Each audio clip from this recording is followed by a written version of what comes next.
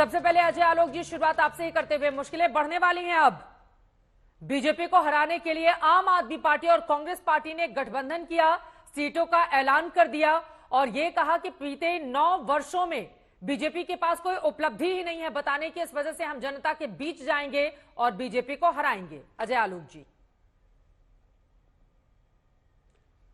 खैर, उपलब्धियों की बात तो मैं नहीं करूंगा। उपलब्धियों के बात तो अब जनता कर रही है, रोड पे कर रही है, गली मोहल्लों में कर रही है, वार्ड में कर रही है। जिसको देखना है देख ले, सुनना है सुन ले। आपके कैमरे देखते हैं, दिखाते हैं, बाकी चैनल्स भी दिखाते हैं।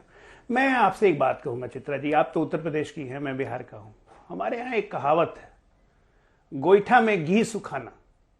अब जनता को इसका मतलब समझने दीजिए। गोईठा में घी सुखाना यानी मतलब निरर्थक प्रयास करते रहना। करते रहिए, गठबंधन बनाइए, उत्तर प्रदेश में गठबंधन बनाइए, दिल्ली में, महाराष्ट्र में कल परसों में खबर मिलेगी, बंगाल में भी प्रयास कर रहे हैं, खबर मिलेगी, बनाइए। लेकिन वही कहावत 1.5 के 2.5 के 3 पात, गोईठा में घी सुखाना। आम आदमी पार्टी जहां तक रही तो इनके लिए तो एक अद्भुत गाना याद आता है मुझे, हमारे जमाने का हिट होता था जब हम लोग युवावस्था में घुस रहे थे। वो गाना था, मेरे प्यार की उम्र हो इतनी सनम। बस अगला लाइन बदल गया है कि मेरे प्यार की उम्र हो इतनी सनम, तेरे नफरत से शुरू हमारे मोहब्बत से खत्म। तो आम आदमी पार्टी का अंत शुरू होने वाला है। ये कांग्रेस के साथ जो गए हैं, हश्र दिखेगा, क्योंकि यहां पे फिजिकल अलायंस हुआ है। केमिस्ट्री जनता के बीच में नहीं होती है। केमिस्ट्री ऐसी होती है कि 2014 में जब दिल्ली में हमारे पास 46% वोट आते हैं, तो 2019 में हमारे वोट प्रतिशत बढ़ के दिल्ली में हो जाते हैं 56%। और यकीन मानिए, दिल्ली हो चाहे कहीं हो, हमारा वोट प्रतिशत इस बार फिर 2019 से भी आगे बढ़ेगा। ठीक है। तो हम क्यों चिंता करें? हम तो जानबूझ के ये मैसेज ये लोग खुद दे रहे हैं जनता में, हाँ। कि हमारी एग्जिस्टेंस खतरे में है, तो देखो हम मिल गए। ठीक है, हम मिल के मोदी का मुकाबला करेंगे। अकेले तो खड़े और होने हम की यहाँ पर हैसियत इंडिया नहीं है। गठबंधन में सीटों का बंटवारा कहां कहां ऐलान हुआ है, लगातार आपको ग्राफिक्स के जरिए उस जगहों की जानकारी दे रहे हैं राजेश गुप्ता जी। अब आपके पास आते हुए, अजय आलोक जी का यह कहना है कि दरअसल अस्तित्व ही संकट में है, तो अपने आप को बचाना है, इस वजह से मोदी का नाम लेकर चुनावी मैदान में उतरना है। राजेश गुप्ता जी।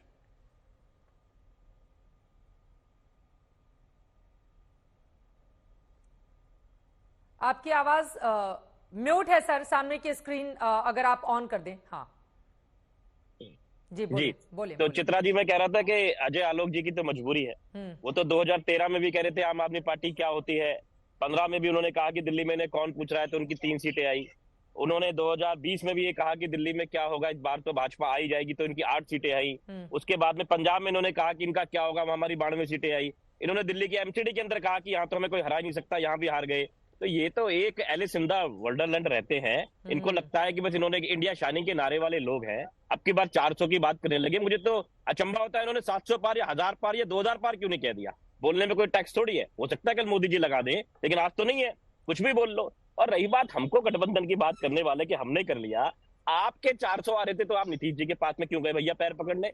आपने जयंत जी के पैर क्यों पकड़ ली यूपी में जाके? आप अकालियों के पास में क्यों चले गए? और अब रात में किस लिए जाकर कश्मीर के अंदर मीटिंग्स करते थे, जो आप ही के एक सहयोगी गुलाब नबी आवाज जी कह रहे हैं कि फारूक अब्दुल्ला साहब रात को आपसे मीटिंग करते थे।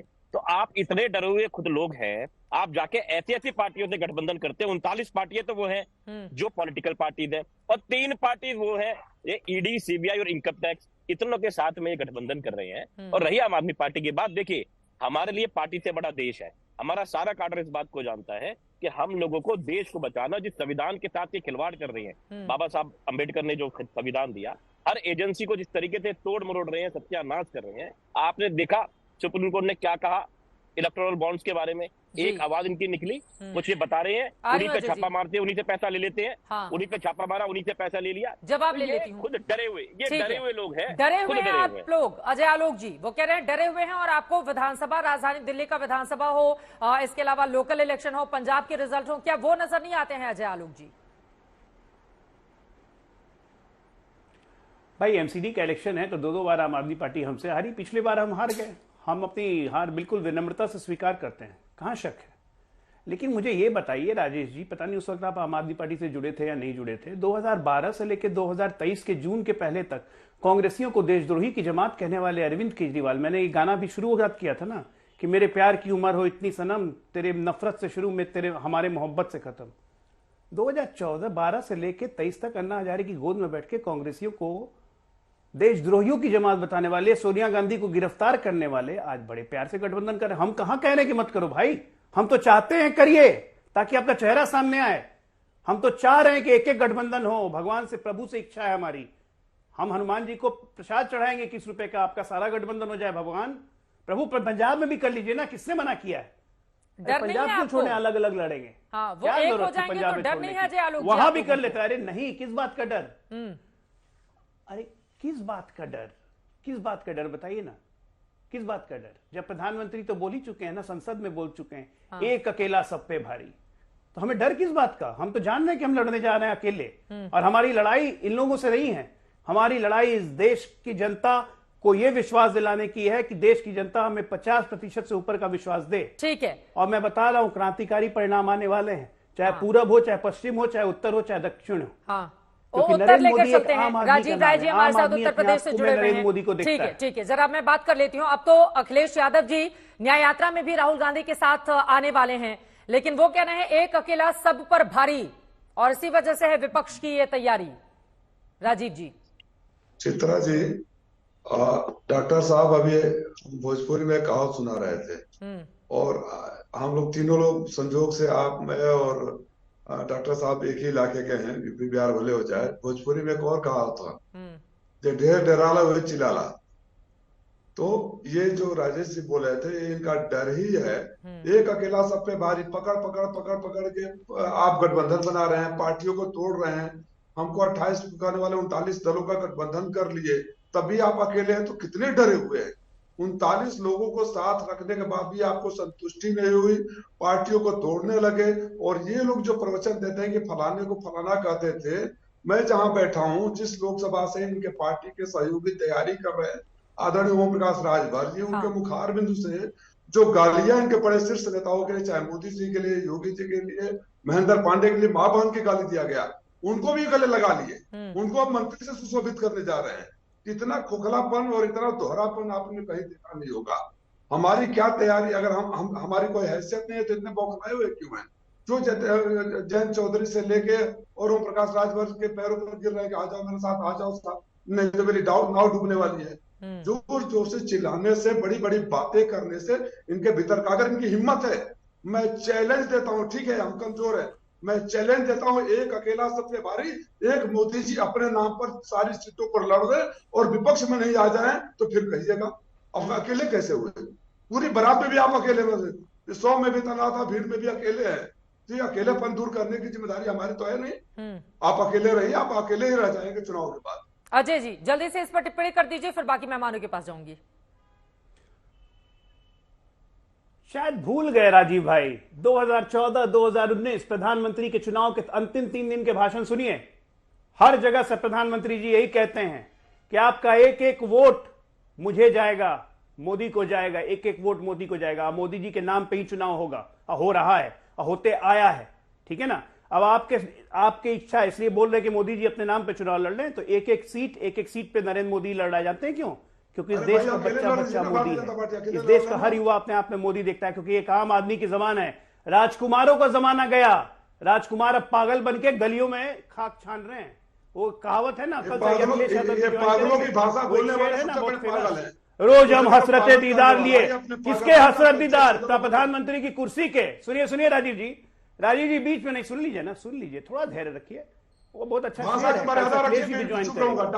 हसरते दीदार, वो प्रधानमंत्री की कुर्सी का ऐसा लगा हुआ है, बोलेंगे, ठीक उसी है, पे शेर है कि रोज हम हसरते दीदार लिए हुए। ठीक है अजय जी जल्दी से अपनी बात खत्म कीजिए, बाकी लोगों के पास जाना है। हाँ, रोज मैं तो बस कह रहा हूं कि प्रधानमंत्री की कुर्सी का दीदार करने का इतना असर है कि सब लोग घूम रहे हैं गली गली। हाँ। उसी पे मैं शेर कह रहा था, राजीव जी नाहकी नाराज हो रहे हैं कि रोज हम हसरते दीदार लिए इन आंखों में, बन के पागल तीरी गलियों में फिरा करते हैं। फिरते रहिए, राजकुमारों का जमाना लद गया भाई। हाँ, तहसीन पूनावाला जी, अब गठबंधन हो भी जाए तो कुछ क्या कमाल हो सकता है?